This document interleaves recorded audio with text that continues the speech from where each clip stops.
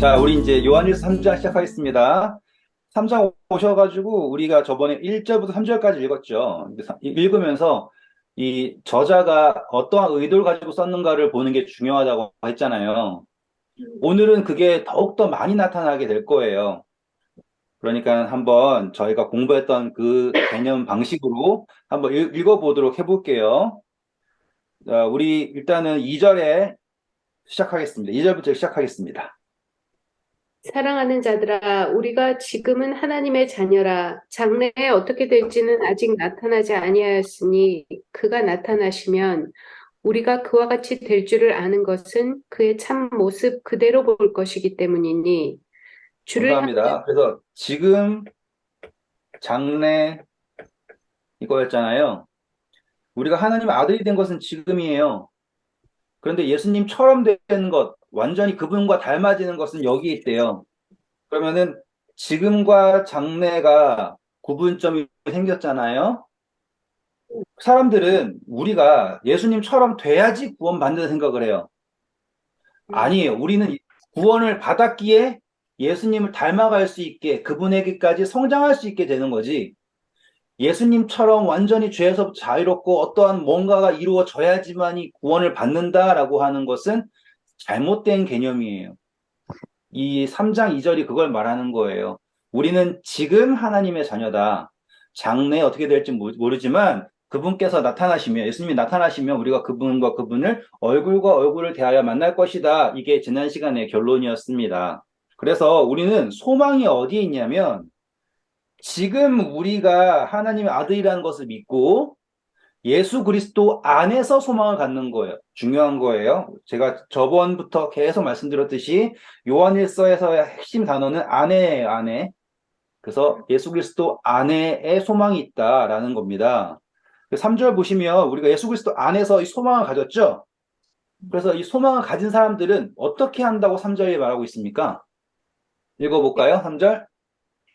주를 향하여 이 소망을 가진 자마다 그의 깨끗하심과 같이 자기를 깨끗하게 하느니라.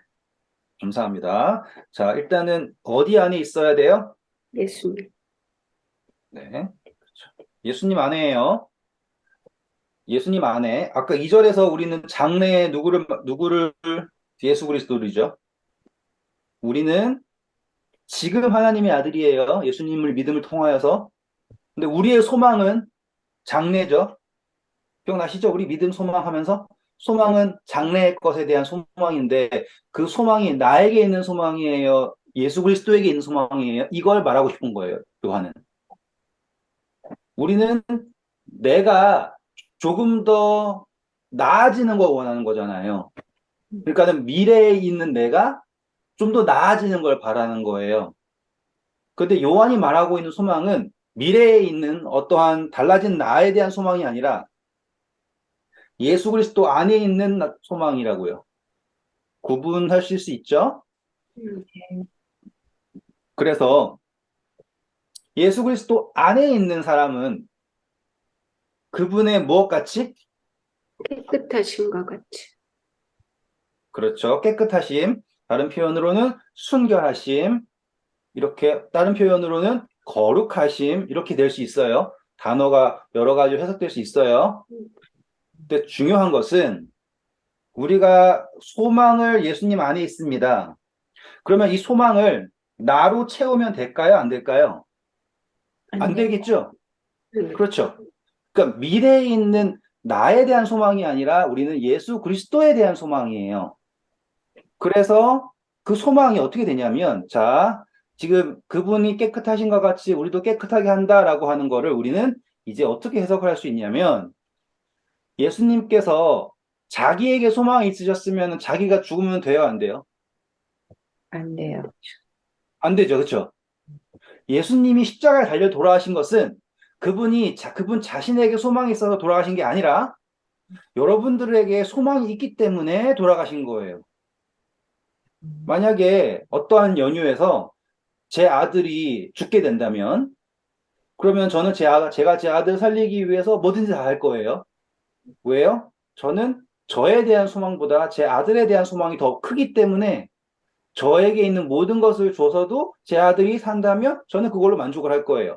예수님께서 십자가에 달려 돌아가신 목적은 무엇이냐면 그분이 우리에 대한 소망이 있으시기 때문에 그분 스스로를 우리를 향하여 구별하신 거예요. 여기에서도 우리의 소망은 어디에 있다고요? 예수 그리스도 안에 있다고요.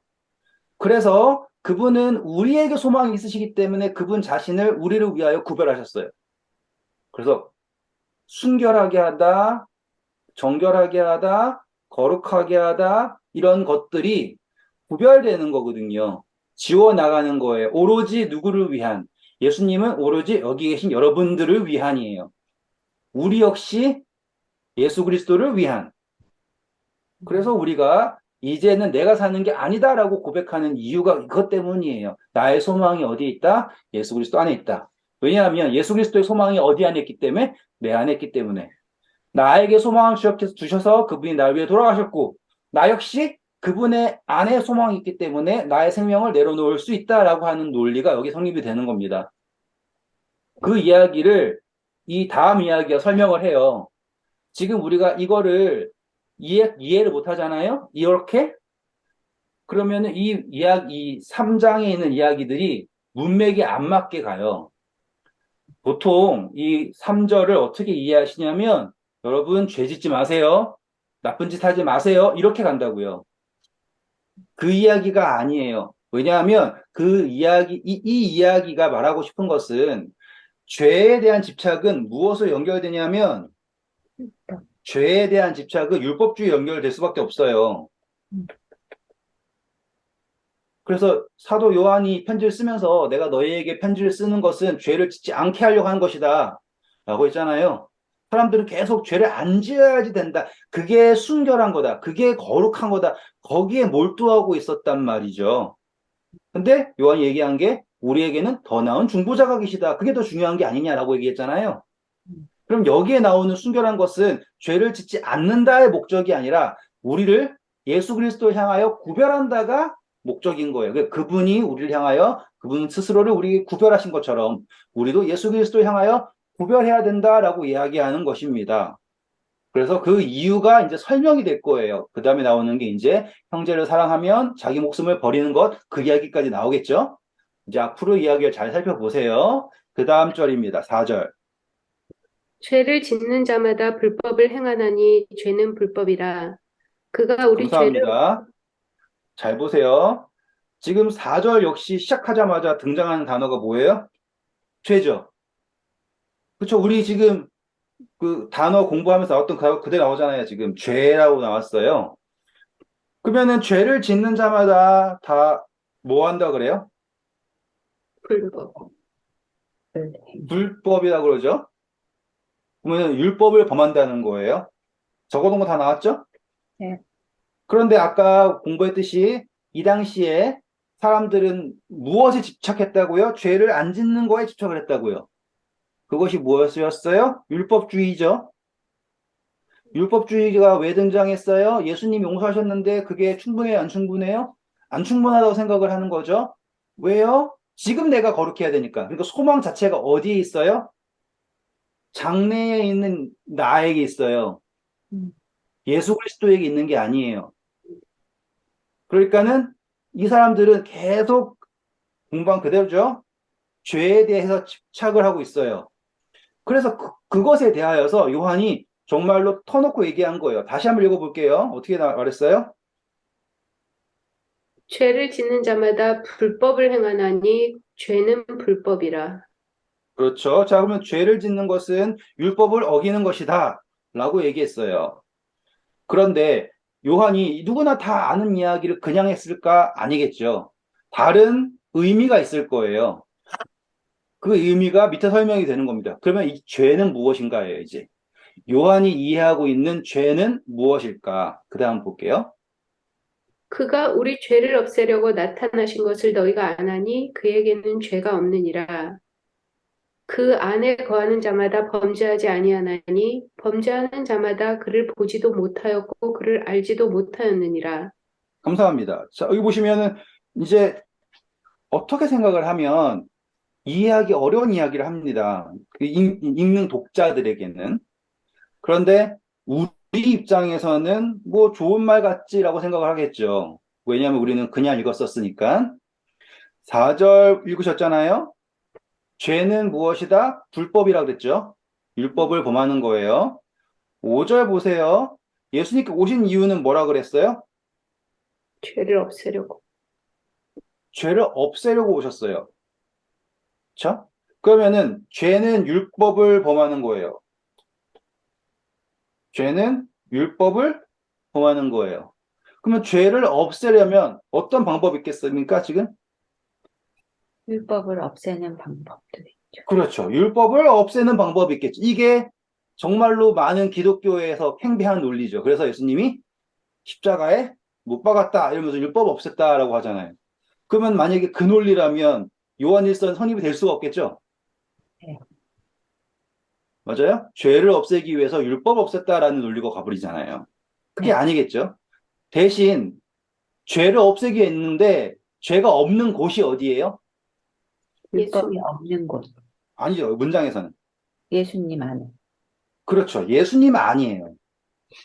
그러니까는 율법을 없애서 죄를 없애는 것이 아니라 예수 그리스도 안에 들어두게 하는 것이 그의 목적이다라고 얘기하는 거예요. 해결이 되잖아요. 내가 너희에게 편지를 쓰는 것은 너희로 죄를 범하지 않게 하려 하기 위함이다라고 한 다음에 그런데 우리에게는 더 나은 중보자가 있다 이렇게 나왔잖아요. 요한이. 지금 같은 표현을 하는 거예요. 앞에는 당시 사람들이 현혹되어 있는 말, 잘못 이해하고 있는 말을 써놓고 그것이 어떻게 해결되는가? 예수님께서 죄를 없애기 오셨다. 그런데 그분 안에는 죄가 없다라고 얘기한 거예요.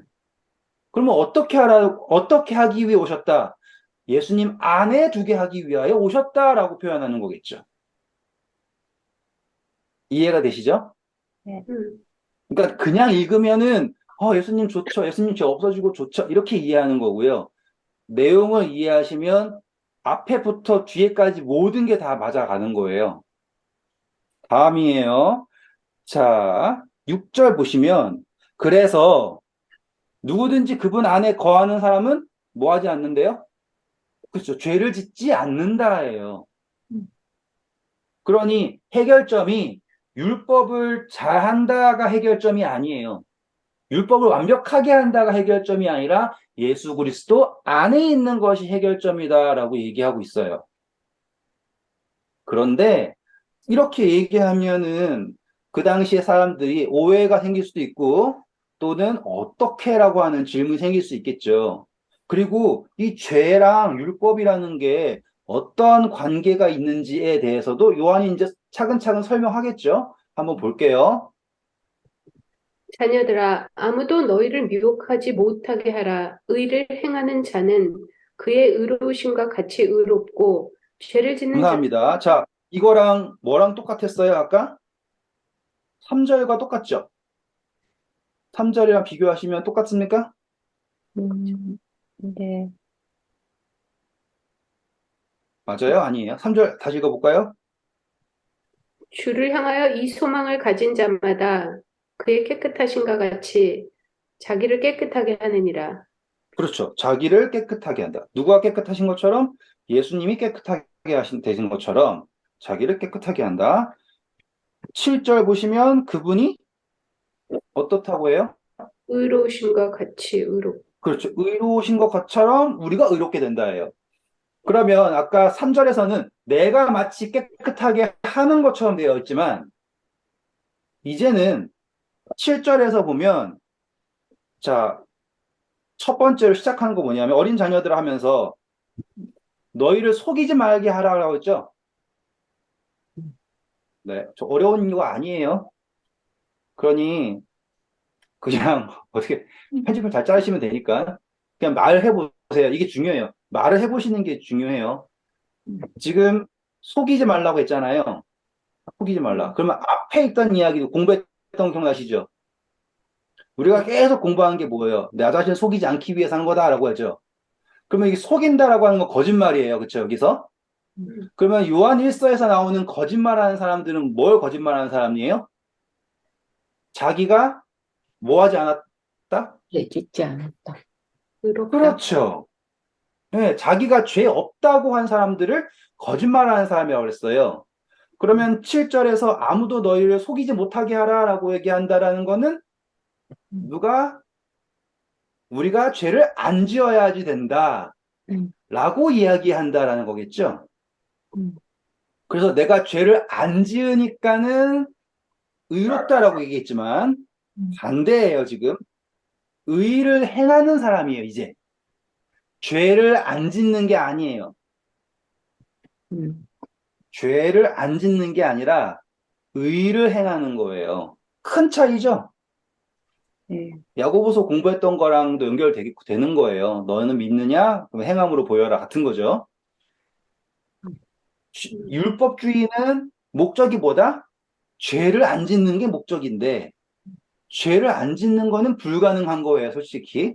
근데 그게 가능하다고 속인 거죠. 음. 근데 요한은 의를 행하는 걸로 바뀐 거예요. 의를 행하는 걸로요.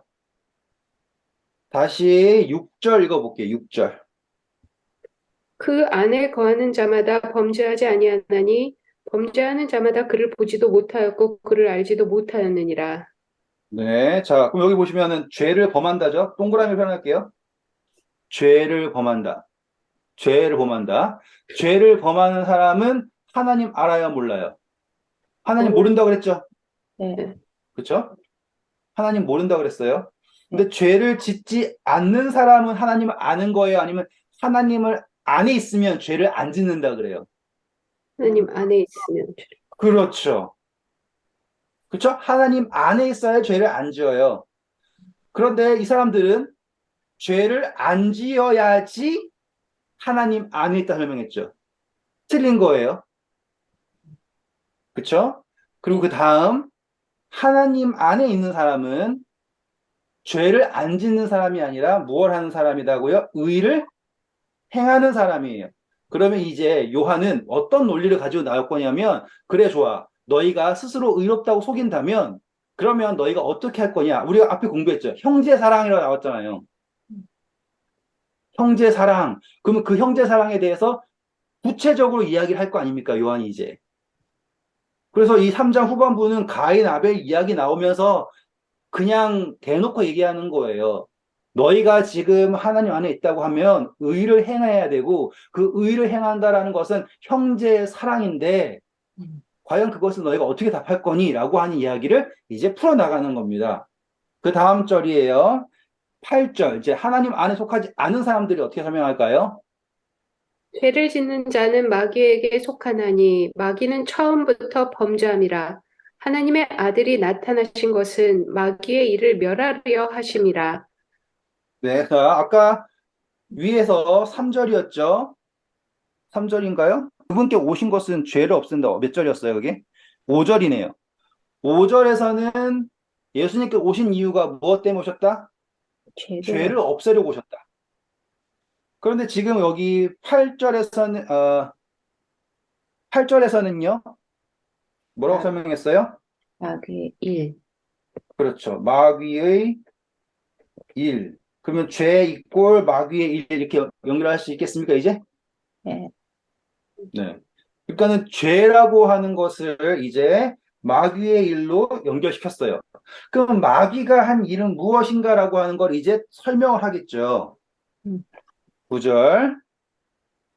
하나님께로 난 자마다 죄를 짓지 아니하나니 이는 하나님의 씨가 그의 속에 거하며 그도 범죄하지 못하는 것은 하나님께로부터 났음이라.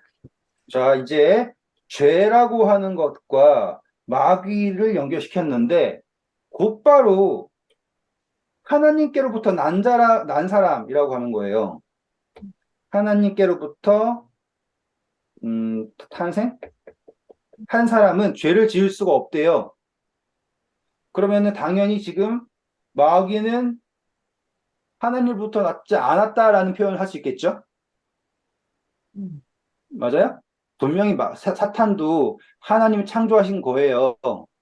그런데 하나님부터 난 것이라고 하는 표현은 하나님이 창조했다라는 것 너머에 어떤 의미가 있는 거죠. 그게 뭐냐면 하나님으로부터 태어난 사람은 죄를 범하지 않는데 왜 그래요? 그분에 무엇이 있다고요?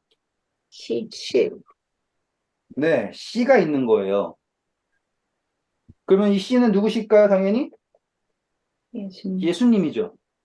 네, 그래서 하나님으로부터 태어났다라는 것은 아까 위에 올라가서 6절에 누구든지 그분 안에 거한다라는 거죠. 네, 한 번 더. 하나님으로부터 태어난 것은 그분 안에 있는 거예요. 그분 안에 있는 건 누구 안에 있는 거예요? 예수 그리스도 안에 있는 거예요. 예수 그리스도는 누구세요? 하나님의 씨예요. 씨는 무엇이에요? 생명이죠. 네. 그러면은 요한은 죄라고 하는 것을 무엇으로 접근하고 있어요? 생명 어, 없음으로 접근하고 있죠. 맞아요? 네, 네. 이렇게 연결시키시고 가야지 이해가 되는 거예요. 그러면 앞에 죄는 불법이다라고 하는 거가 답으로 지금 정해진 게 아니라 이 사람들이 이해하고 있는 것에서 더 들어가고 있는 거예요. 음, 제가 성경을 가르칠 때 가장 많이 하는 실수가 뭐냐면 한 단어의 정의를 가지고 올 때 죄는 무엇일까요? 하잖아요. 그러면은 요한일서 3장 몇 절이었어요? 죄는 불법이다. 4절을 딱 가져오면서 여러분 죄는 불법입니다. 이렇게 해버렸다고요. 법을 어기는 것이 죄입니다. 이렇게 하는 거를 가장 많이 실수를 하는 거라고요. 음, 그런데 저랑 공부하시면서 제가 가장 많이 했던 게 뭐예요? 죄라는 생명이 없는 것입니다라고 갔잖아요. 네, 그렇죠? 그거는 엄청난 과정이 필요해요. 음, 그렇게 되었을 때 드디어 죄라는 게 뭐 법 어기는 게 아니라 생명이 없다라는 상태구나까지 가는 과정이 엄청나게 길었다고요. 음, 근데 지금 우리가 이걸 문맥으로만 봐도 지금 죄라는 것이 씨야 생명 하나님의 씨가 없는 것이 죄라는 거라는 거를 이 문맥을 통해서도 알 수 있잖아요. 음, 그러면 제가 성경 가르치면서 얼마나 많은 실수를 했겠어요. 지금 보시면 죄는요 율법을 어기는 겁니다. 이렇게 얼마나 많이 가르쳤었으며 음, 그리고 그거에 얼마나 뭐라고 할까요? 보세요. 성경에 죄는 이것이다, 뭐는 뭐다 해놨다는 게 너무나 명쾌하고 좋잖아요. 하지만 그게 아니다라는 거예요, 지금. 음, 제발 이거를 뭐라고 할까요? 이거를 이해를 하셔야 돼요. 그러니 요한은 죄는 불법이다라고 하는 거를 답으로 쓴 것이 아니라 그 당시에 사람들이 이해하고 있는 죄는 불법이지라고 하면서 거기서부터 설명해 나간 거예요. 음, 맞아요? 네, 그러면 너희들이 지금 죄를 안 짓는다라고 한다라는 것은 너네가 율법을 안 어기고 있다라는 거잖아. 하지만 율법을 어기지 않는다라는 것은 무엇일까라고 하면서 설명해 나가면서 음, 하나님으로부터 난 자는 예수님이죠. 네, 원칙적으로 예수님이잖아요. 예수님 죄가 있어요, 없어요? 없으시죠. 왜 없으세요? 그분에게는 하나님의 생명인 씨가 있으시니까요. 그리고 아까 설명한 대로 그분은 죄를 없애러 오셨습니다. 죄를 없애러. 왜냐하면 그분 안에는 죄가 없으니까. 다시 와서 예수님께서 오신 이유는 마귀의 일을 멸하러 오셨어요. 마귀는 어떤 사람이냐면 죄를 시작한 거잖아요. 그쵸? 다시 볼게요. 이제 8절. 죄를 짓는 자는 마귀에게 속하나니 마귀는 처음부터 범죄함이라. 하나님의 네, 아들이 감사합니다. 그럼 마귀에게 속했대요.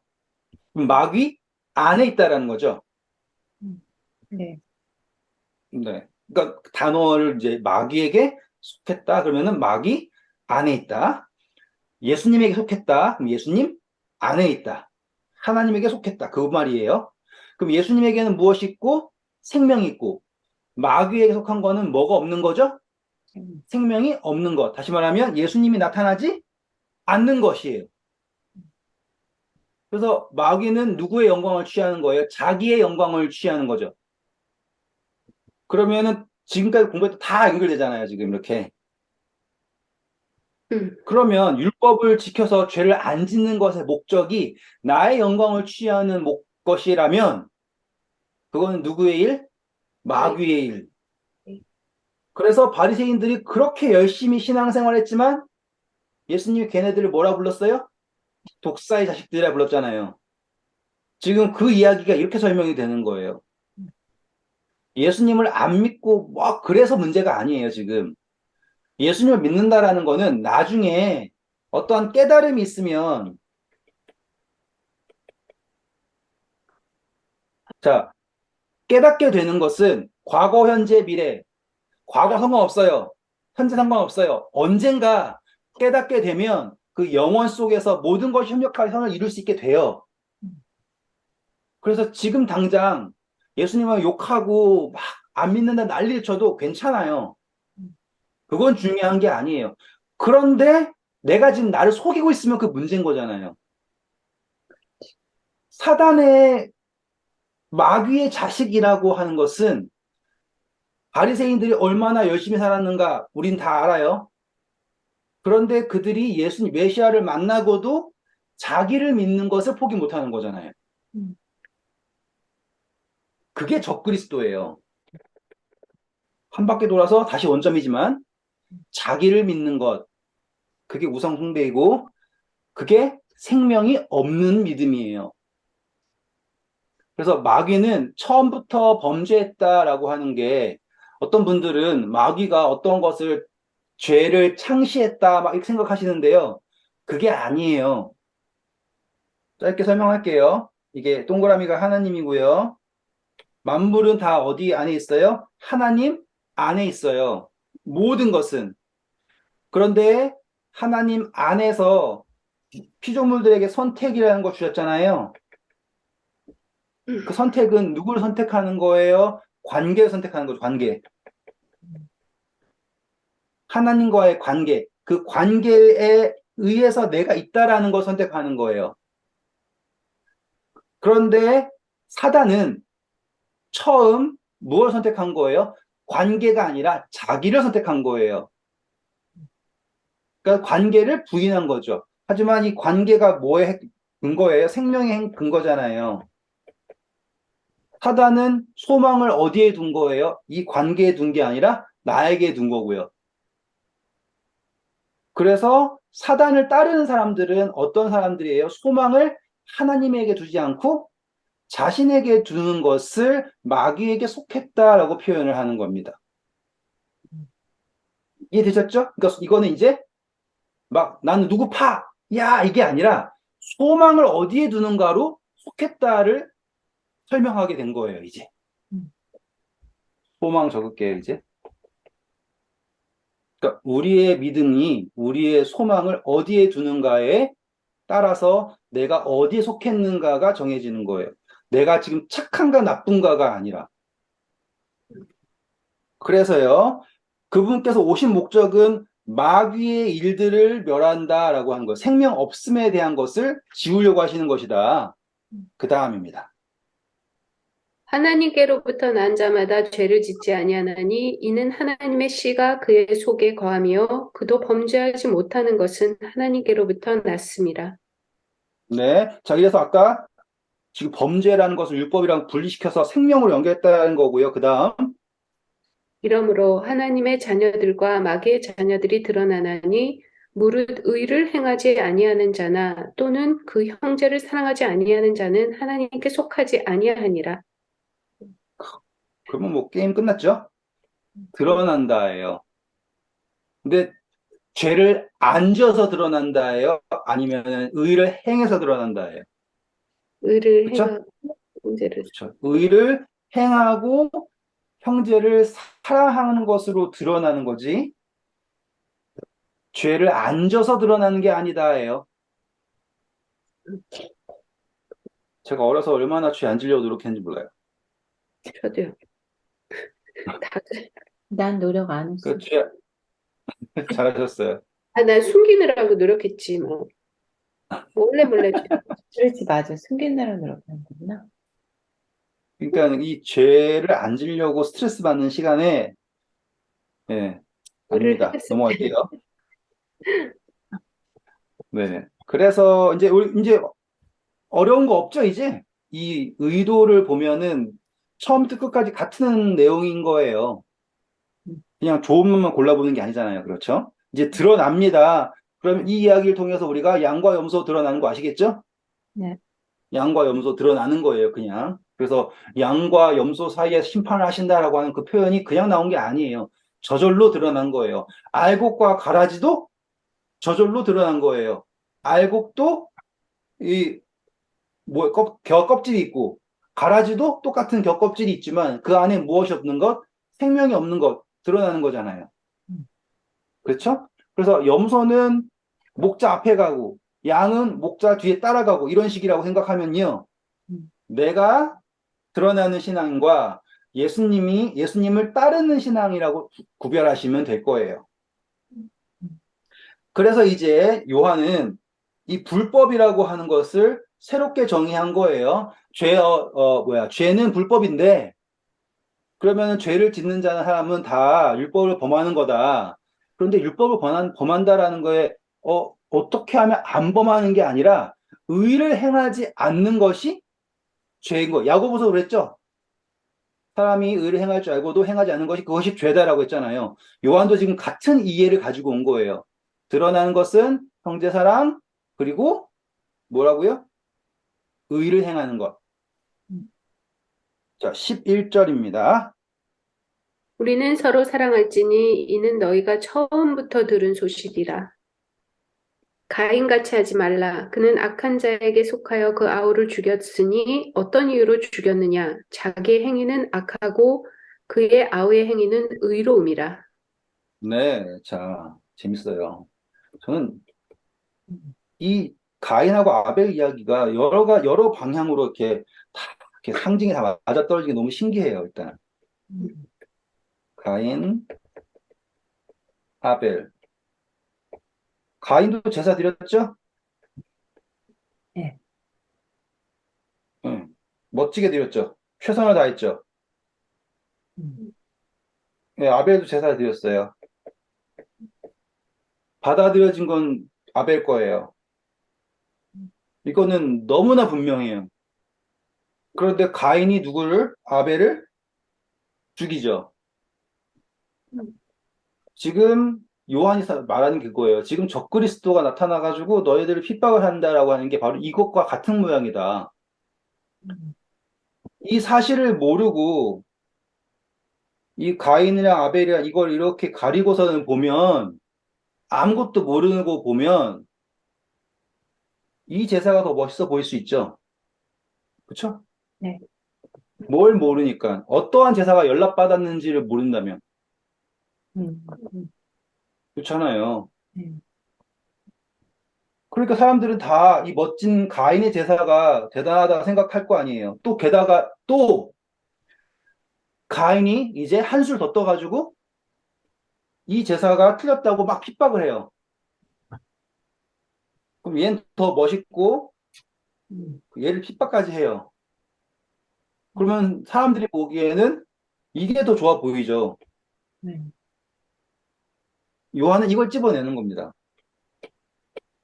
중요한 거는 누가 논리정연하게 핍박을 할 수 있고 멋지게 하느냐가 중요한 게 아니라 어떠한 제사가 연락을 받았느냐가 중요한 거다. 이거예요.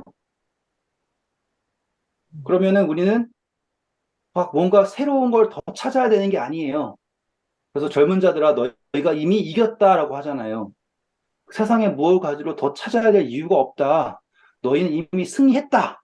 너희가 지금 하나님의 자녀다. 이렇게 가는 거예요. 네. 그러니까 가인하고 아벨 지우고 누구 제사가 연락받았는가를 안 보고 있으면 멋진 놈이 좋은 것 같고 막 기세게 소리친 목소리 큰 놈이 좋은 것 같지만 그게 중요한 게 아니라 너희가 처음 들은 소식이 중요한 것이다. 누구의 제사가 연락받았는가. 음. 그리고 실질적으로 핍박이라는 거를 꺼집어내 보면 그 핍박하는 사람이 누구다? 가인 같은 사람들이에요. 왜 핍박했대요? 자기의 행위가 의롭지 못하기 때문에 핍박했다 하죠. 한 번만 더 읽어주세요. 가인같이 하지 말라. 그는 악한 자에게 속하여 그 아우를 죽였으니 어떤 이유로 죽였느냐? 자기 행위는 악하고 그의 아우의 행위는 의로움이라. 네. 자, 악한 자에 속했다. 아까 마귀에 속했다. 똑같은 거죠? 음. 마귀에 속한 것은 문제가 뭐였어요? 생명이 없는 거였고요. 그것은 뭐예요? 하느님, 예수 그리스도를 나타내는 것이 아니라 자기를 나타내는 거였어요. 그러므로 가인의 제사는 자기를 나타내기 위한 제사였습니다.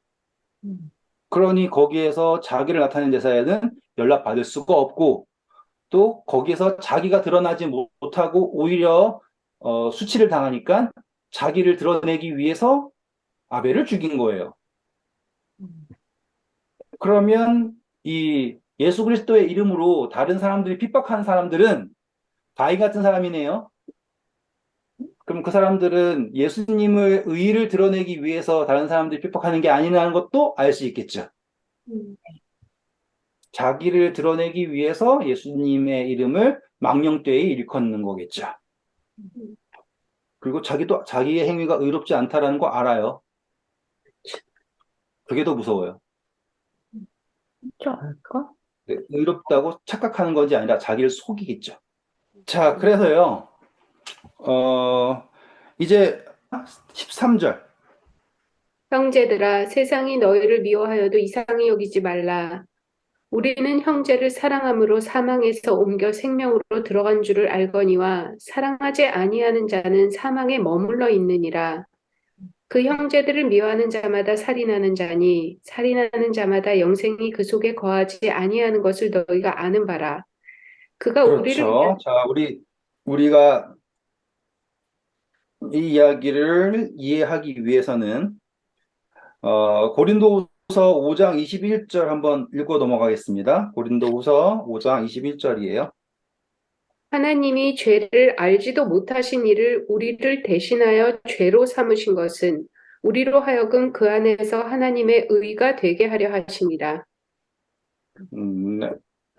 자, 여기서 우리 공부했던 건지만, 이제 짚고 넘어가야 될 것은, 예수님을 우리를 대신하여서 돌아가시게 한 이유는 우리가 그분 안에서 무엇이 되게 하기 위하고 표현했어요? 의. 네. 그러면은 지금 우리가 하나님의 의가 되는 거예요.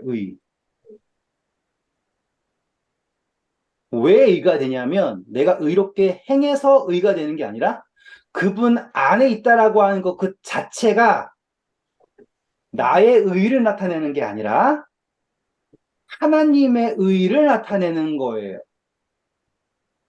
음, 빵 터지는 거예요, 이거는. 개념이 완전히 다른 거예요.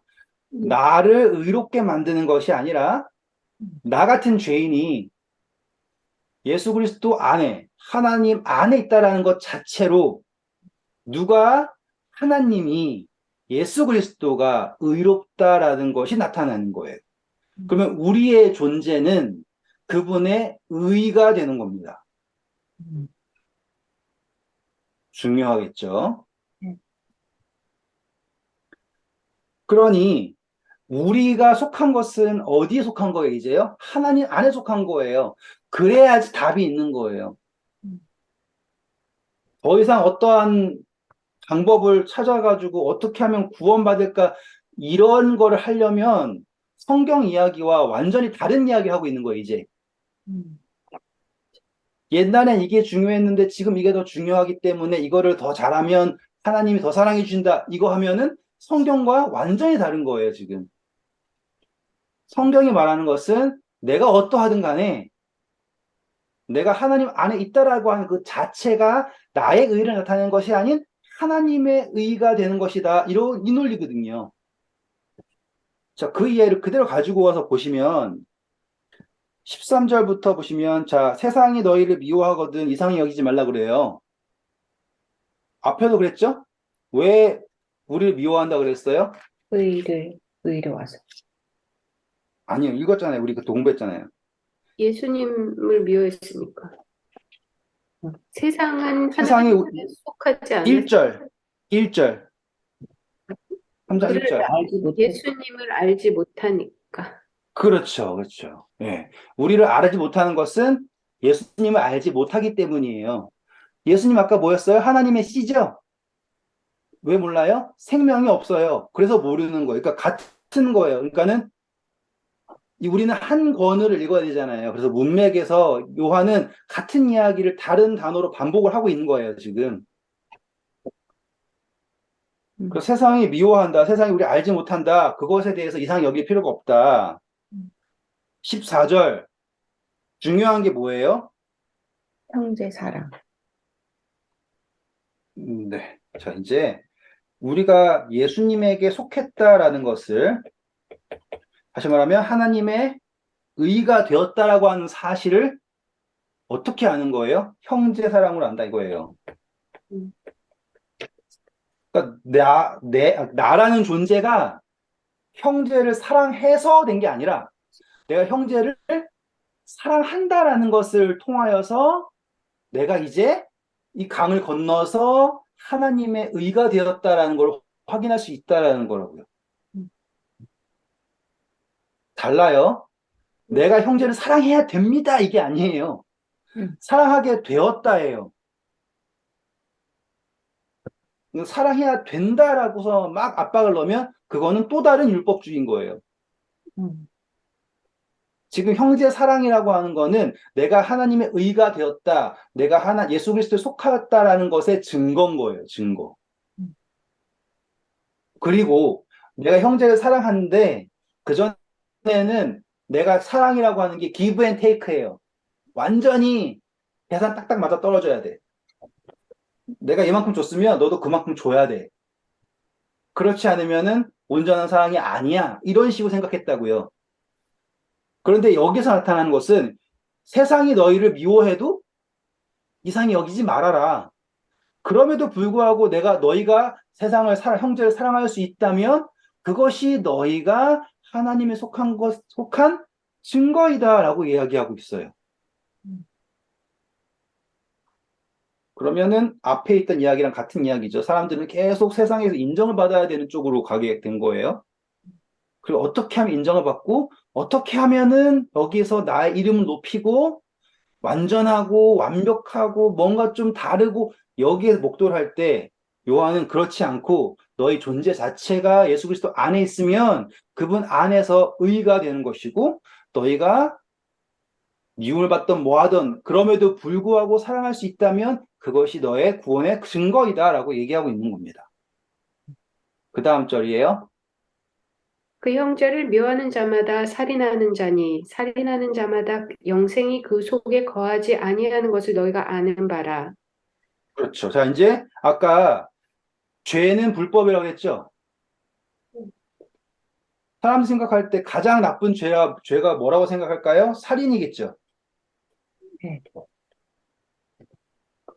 예수님이 욕하면은 미워하는 것은 살인과 같다라고 했던 거 기억나시죠? 네. 그렇잖아요. 요한이 그거를 그대로 가지고 온 거예요. 지금 너희가 율법을 지키고 죄를 안 짓겠다, 율법을 성취하겠다, 라고서는 막 이야기를 하지만 음. 죄는 불법이거든. 근데 너희가 지금 형제를 미워하네? 그렇다는 것은 무엇이니? 살인 아니니? 그러면 너희는 지금 뭘 범하고 있는 거다? 율법을 범하고 있는 것이고 너가 죄가 없다고 얘기할 수도 없는 것이다. 그러면 너의 의는 어디 있니? 그거예요. 없는 거잖아요. 그리고 지금 너희가 살인하면 거기에 무엇이 없다고요? 영생. 그렇죠. 생명이 없다 이거예요. 그러면 아까 영생이라고 하는 거를 요한이 하나님이 약속하신 게 무엇이라고 그랬어요? 2장 25절. 영생. 영원한 생명. 맞죠? 그래서 지금 이 사람들은 예수님 아니고 하나님 믿는다고 했던 사람들이잖아요. 그렇죠? 네.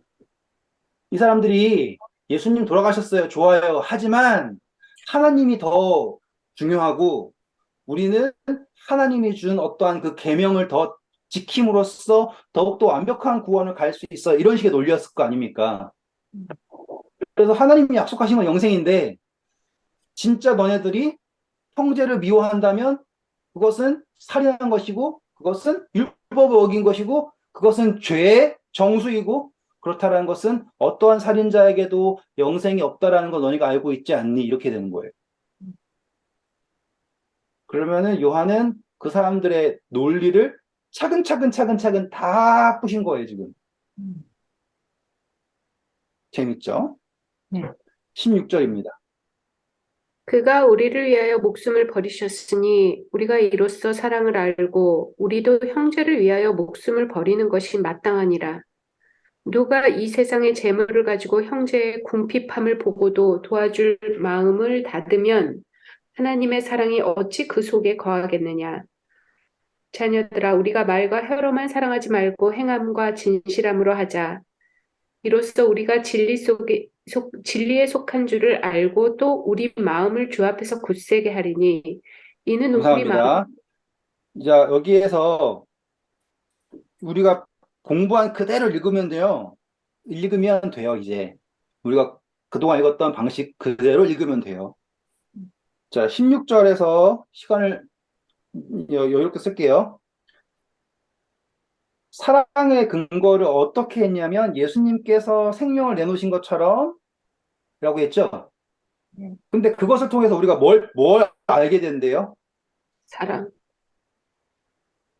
사랑을 어떻게 한다 그래요? 알게 된 그렇죠. 알게 된다.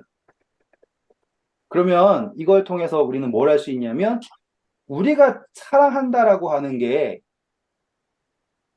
그 다음 보시면 말과 혀로만 사랑하지 말라 그랬죠. 네. 예. 그러면 이 사랑이라고 하는 거는 내가 누군가를 사랑하는데 그 사람이 알지도 못하게 사랑하라는 게 아니에요, 지금. 그러면은 요한이 요구하는 건 뭐예요? 사랑을 알게 할 정도로 사랑하라 이거예요. 사랑한다라는 걸 알 수 있게 사랑하라는 거예요. 그러면은 사랑한다라는 걸 알지 못하게 사랑하고 있다라는 거는 사랑하는 게 아니다라고 얘기하고 있는 거겠죠, 지금. 음. 우리도 사랑을 하죠, 당연히. 여러분, 미스 코리아 되시면 다 세계 평화고 사랑합니다. 그럴 거 아니에요. 그런 사랑 말고 우리가 예수님의 사랑을 어떻게 알게 되었냐? 그렇게 사랑을 알게 하는 것이 사랑이다라고 얘기하는 거예요. 그냥 두루두루 사랑하세요라고 얘기하는 게 아니라요. 음. 그 무게가 있는 걸 말하는 거예요. 지금 저는 이 무게를 알게 하고 싶은 거예요. 네. 그래서 우리의 이 신앙의 목적은 사랑한다라는 거를 알게 하는 거예요. 음. 네. 그러면서 17절 보면은 뭐 다 가지고서는 돌보지 않고서 어떻게 하겠냐. 이거는 이제 표현입니다.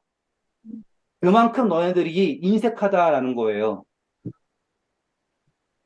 누가 사랑한다라는 걸 그냥 말로만 이렇게 하고 실질적으로 하는 건 아무것도 없고 우리가 예수님이 우리를 사랑한다는 것도 겨우겨우 이제 알까 말까인데 과연 우리가 이웃을 사랑한다라는 거 과연 이웃이 알까? 19절. 이로써 우리가 진리에 속한 줄을 알고 또 우리 마음을 주 앞에서 굳세게 하리니 이는 감사합니다. 자, 그래서 우리가 누군가가 우리의 사랑을 알게 된다라는 것으로 우리가 확증받는 거예요. 그죠? 그래서 우리가 그때 믿음 공부했잖아요. 내가 믿음 있잖아요. 야고보서. 행함. 저 행함을 통하여서 누가 드러나면 예수 그리스도가 드러나면 내 믿음이 확증받는 거였잖아요. 네, 그쵸? 여기 똑같은 거예요. 이제 내가 지금 사랑을 하는데 그 사랑을 깨닫게 되잖아요. 그 깨닫게 되는 거는 돈 몇 푼 주고 깨닫게 되는 게 아니에요. 우리가 우리 자신을 내려놓는다라고 하는 예수 그리스도 같은 사랑. 예수님께서 그러셨잖아요. 형제가 형제를 위하여서 자기 목숨 내려놓는 것보다 이에 더 큰 사랑이 없나니 하셨잖아요.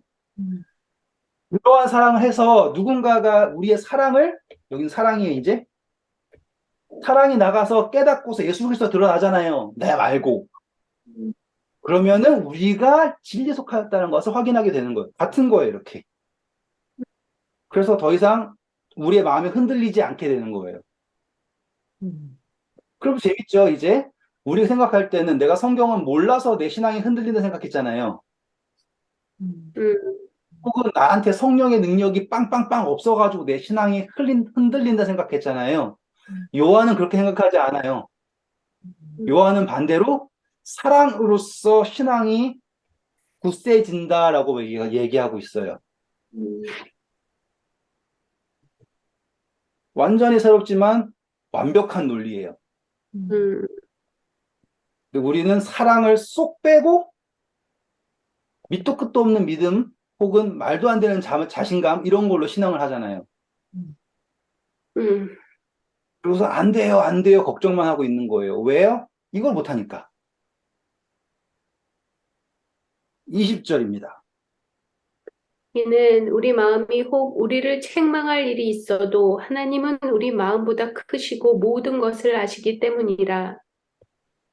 야, 이거 재밌는 건데, 저 아까 10분 늦게 시작했으니까는 좀 여유롭게 해볼게요. 자, 우리의 마음에 책망함이 있다라는 거 가책이에요. 그렇죠? 그렇죠? 가책. 가책 느껴보신 적 많죠? 네. 많죠. 저는 진짜 가책을 너무 많이 느꼈다가, 근데 그 가책이 내가 얼만큼 인지하느냐에 따라서 가책의 범위가 달라지는 것도 아시죠? 네. 그렇죠. 예. 어렸을 때는 가책이 좀 덜하고, 네. 그리고 좀 나이가 들면서 또 덜해질 수도 있지만, 또 신앙하면서 가책의 범위가 좀 커질 수도 있죠. 네. 근데 여기에서 지금 요한이 얘기하고 싶은 게 뭐냐면, 하나님께서 아신다라는 걸 믿어라는 뜻이에요. 음.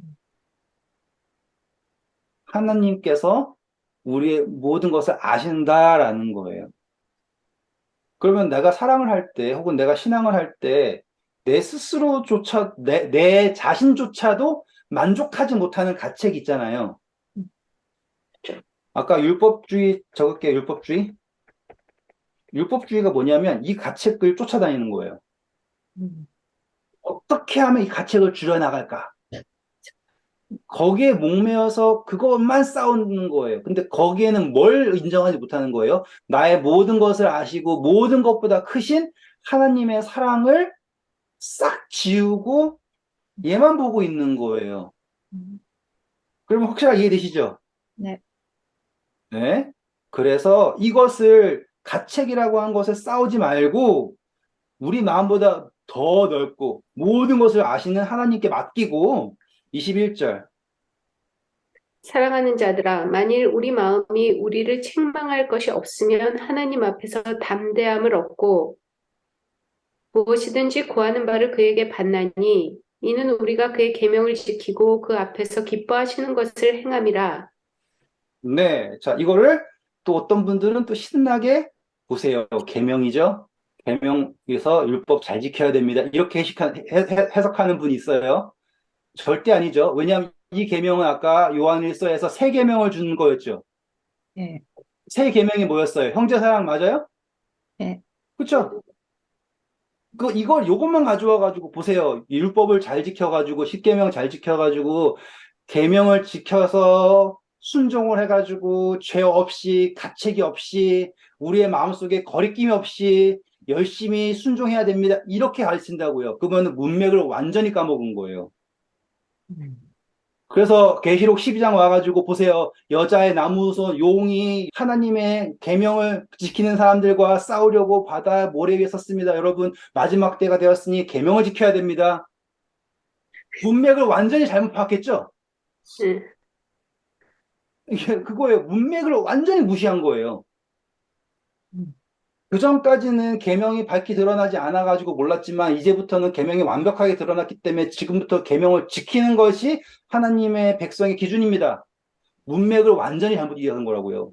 아예 문맥 자체를 고려 안 한 거라 할 수 있어요. 음. 하나님께서 주신 계명은 뭐였어요? 내가 너희에게 새 계명을 주노니 이것은 옛 계명이다. 그게 뭐예요? 형제를 사랑하라는 거예요. 지금 이 문맥 자체에서 계속 강조하는 게 뭐예요? 형제를 사랑하는 거예요. 나한테 가책이 있다라고 하는 것은 죄에 대한 건데 지금 그 죄라고 하는 것을 누구에게 맡겨버리면 예수 그리스도에게 맡겨버리면 나에게 이제 뭐가 없어져 버려요? 가책이라고 하는 것에 억눌리는 이 쫓기는 그쵸? 우는 사자처럼 달려오는 사자가 없다고요. 지금 사단이 없어진다고요. 그러면 내가 지금 할 수 있는 건 뭐예요? 형제를 사랑하는 거예요. 그 계명을 지킬 수 있게 된 거잖아요. 음, 맞죠? 네. 하면은 우리가 뭘 갖게 되는 거예요? 이제 확신을 갖게 된다고요. 확신. 죄로부터도 자유로워졌어요. 게다가 나에게 이제 사랑을 할 수 있다라는 것 자체가 내가 하나님에 속하였다라는 확신을 갖게 되었어요. 흔들리지 않는다고요. 의인은 요동하지 않는다잖아요. 네. 맞죠? 네. 그를 믿는 자는 다급해지지 않는다잖아요. 다 연결되시죠? 음, 그게 율법을 잘 지켜서 다급해지지 않는 게 아니에요. 자, 내가 다른 사람들보다 지금 뭐 11조를 잘 읽고 성경을 이렇게 해석을 하고 저렇게 하기 때문에 내가 괜찮아요라고 하는 거가 얼마나 무서워요. 음, 근데 제가 그랬었다니까요. 그거에 대한 자부심 엄청났다고요. 근데 그게 담대함을 주냐고요. 공부했죠? 담대함을 얻는 기준이 그게 아니잖아요. 지금 여기에서 요한은 내가 담대함을 얻는 것은 무엇이에요? 내가 사랑하고 있다는 것에 담대함이 있는 거예요. 사랑을 할 수 있다라는 것 자체에 놀라움이 있는 것이고, 사랑을 할 수 있다라는 것에 담대함을 느끼는 거죠. 완전히 다르죠? 그리고 문맥으로 맞잖아요. 음, 나는 지금 요거 이거 3장 하면서도 계속 내 머리에 그 생각이 드는 거예요. 내가 옛날에는 왜 이런 생각을 하나도 안 하고 신앙했지? 그리고 이거 이제 그러면서도 계속 내가 진짜 형제를 사랑을 못 하는데, 이웃을 사랑을 못 하는데, 딱 요게 20절, 이게 무슨 말인지 몰랐었어요, 저는. 혹 우리를 책망할 일이 있어도 우리 마음이 항상, 나를 책망할 마음 항상 있는데, 근데 하느님은 우리 마음보다 크시고 모든 것을 아시니까 더 안 되는데, 모든 걸 아니까. 그러면은 내가 숨기고 싶은 나의 가짜 이웃사랑도 안다는 소린데, 내가 진짜 노력으로 하는 이웃사랑, 내 마음이 단 한 번도 응, 이웃을 진심 사랑한 적이 없는데, 근데 오늘 응, 이 말씀은 나에게, 아, 맡기라는 소리구나. 그러면 조금씩 더 나한테 진실로 이웃을 사랑하는 마음을 주시겠네. 이런 생각이 드는 응, 거예요. 응, 응, 그러니까 믿고 맡겨야겠다. 그리고 조금씩, 뭐, 이렇게 내가 아무것도 할 일이 없는 게 아니야. 맞아. 조금씩 하면 음, 그 응, 마음이 나에게 생기는 거로구나. 요거를 내가 깨달으니까 너무 기뻐요. 음, 근데, 잘 이해하셨어요. 아니, 잘 이해한 게 아니라, 그렇게 이제 선교사님이 하나하나 해가면서 20절이 오기 전까지도 계속 내 머리가 막 빙글빙글 돌았어요. 야, 이놈의 그 응, 트가면 좋냐? 결국은 형제 사랑인데 이 지구상에 그 진짜 영생을 얻을 사람 몇 안 되겠다. 막 이러면서 솔직히 까놓고 말해서 우리 마음에 진정 네 이웃을 네 몸과 같이 사랑하는 사람이 봤어요? 진짜 그런 사람이 못 보잖아요. 근데 응, 아, 조금씩만 하려고 노력하고 하나님한테 맡기면 되는 거로구나. 보니까는 내 마음에 짐이 훅 내려가잖아요. 맡기니까.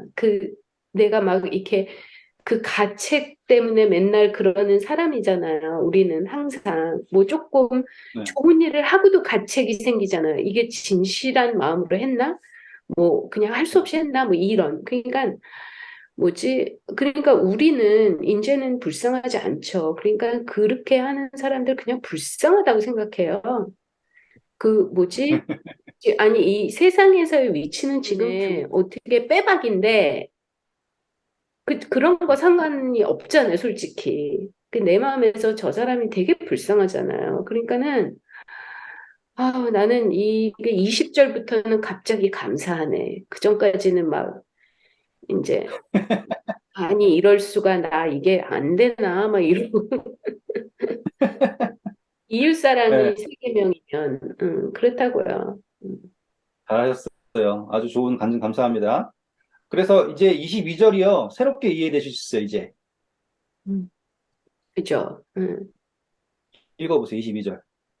무엇이든지 구하는 바를 그에게서 받나니 이는 우리가 그의 계명을 지키고 그 앞에서 기뻐하시는 것을 행함이라. 네, 자, 무엇이든지 구하면 받는다. 이거는 요한복음에 나온 거죠. 내 이름으로 무엇이든지 구하면 내가 시행하리라. 요한복음 14절. 그러니 이 이야기가 요한이 이제, 아, 그전에는 요한이 예수님 나를 임할 때 오른쪽, 왼쪽 저희 해주세요. 이 정도였잖아요. 구하는 게 요한도 뻔한 사람이었어요. 요한, 울의 아들이었어요. 그러니까 우리보다 더하면 더했지 덜하지 않아요. 저 사마리아 사람들 하늘에 불 내려와가지고 싹 쓸어버릴까? 이 정도였다고요.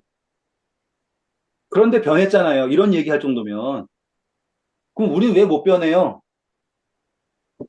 요한도 기도 많이 해봤을 거 아니에요. 근데 그가 보니까 기도 응답이라고 하는 게 나 로또 당첨이 아니라는 거예요, 이제. 자, 우리 밤중에 한 사람이 집을 막 놓고 하면서 떡 달라 그래요. 떡 세 덩어리 달라 그랬잖아요. 음, 근데 자기를 위해 달라고 하면 안 주는데 누구를 위해 달라면 준대요? 친구를 위해 달라고 하면은 준다라고 예수님 말씀하셨죠. 그 이야기가 이거예요, 지금. 그래서 무엇이든지 구하면은 그분이 주신다 이거예요. 음, 왜?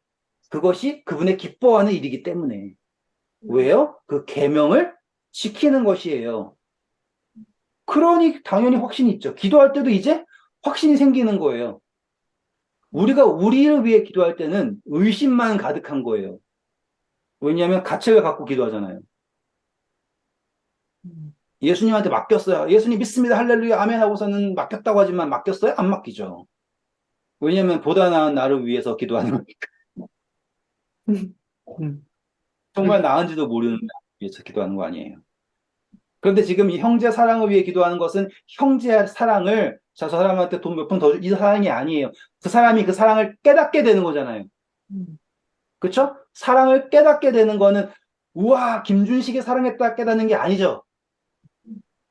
예수님이 나를 사랑하신다라는 거를 깨닫게 하는 게 형제 사랑이에요. 음, 그러면은 이제 예수님이 그 기도를 들어주신다라는 거는 당연한 거예요. 이제 그 사랑을 통해서 예수님이 나타나는 거니까. 그 23절. 그의 계명은 이것이니 곧 그 아들 예수 그리스도의 이름을 믿고 그가 우리에게 주신 계명대로 서로 사랑할 것이니라. 그의 계명을 지키는 자는 주 안에서 거하고 주는 그의 안에 거하시나니 우리에게 주신 성령으로 말미암아 그가 우리 안에 거하시는 줄을 우리가 아느니라. 아멘. 네. 안에 거하심. 요한복음에 나온 거예요. 내가 너희 안에 너희가 내 안에 아버지가 내 안에. 그렇죠? 음, 14장부터 15장, 16장, 17장 이 이야기들이 다 핵심이 뭐였어요? 안에 거한다였잖아요. 근데 요한이 이제는 그 안에 거한다라는 게 그냥 되는 게 아니구나.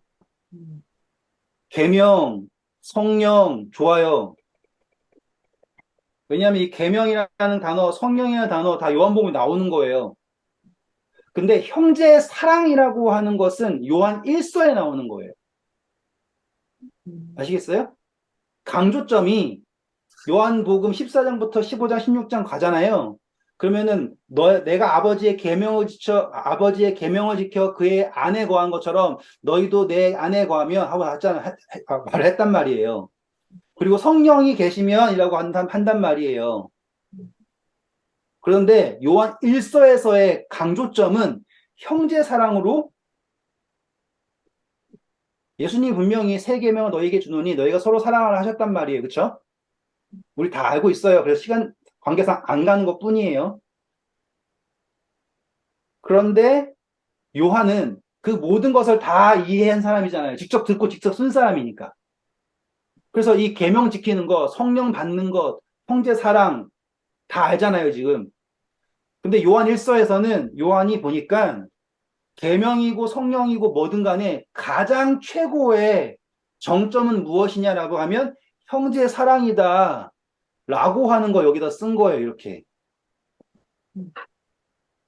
그래서 그분의 계명은 우리가 예수 그리스도를 믿고 그분의 명령을 대로, 계명 그대로 서로 사랑하는 거예요.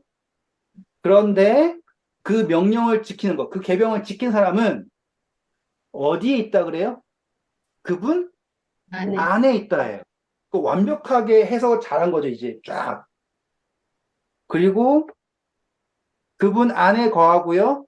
그분은 예수님은 우리 안에 거하시는 거예요. 그리고 그분께서 우리에게 주신 무엇으로 말미암아요? 성령으로. 성령으로. 네.